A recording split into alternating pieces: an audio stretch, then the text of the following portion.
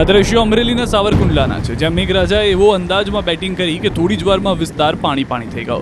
ધડબડાટી સાથે પડેલા વરસાદને કારણે સ્થાનિક નદીઓમાં પાણી વહેતું થયું. સાવરકુંડલાના ધોબા, પીપરડી, ફિફાદમાં અનરાધાર વરસાદથી નદીના પાણી ફરી વળ્યા. ફિફાદ અને ધોબા ગામ વચ્ચેથી પસાર થતી સ્થાનિક નદીનું પાણી રસ્તા પર વહેતું જોવા મળ્યું. સારા વરસાદથી અહીંના ખેડૂતોમાં ખુશીનો માહોલ છવાયો છે. તો સાવરકુંડલામાં 3 થી 4 ઇંચ જેટલો વરસાદ વરસતા જળબંબાકારની સ્થિતિ જોવા મળી.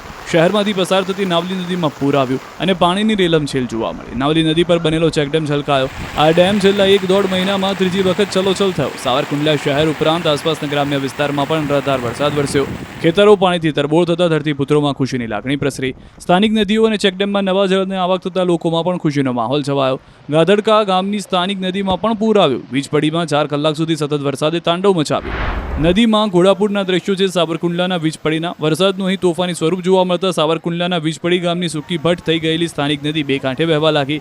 પ્રથમ વરસાદમાં જ ગામની નદીમાં ઘોડાપૂર આવ્યું. ભારે પૂર આવતા ગામ લોકો નદીમાં આવેલા પૂરને જોવા ઉમટી પડ્યા. બીજી તરફ વાવણી લાયક વરસાદથી ખેડૂતોની ખુશીઓ બમણી થઈ ગઈ.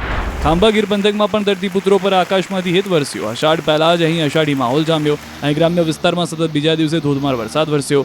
ડાડિયાળી, દીવાના, સારકડિયા, ગોધિયા સહિતના ગામોમાં ધોધમાર વરસાદ નોંધાયો. ખાંભા શહેરમાં રોડ રસ્તા ઉપર વરસાદી પાણી ફરી વળ્યા. ગીર પંથકમાં સારા વરસાદ અને વાવણી લાયક વરસાદને પગલે ખેડૂતોમાં આનંદની લહેર જોવા મળી.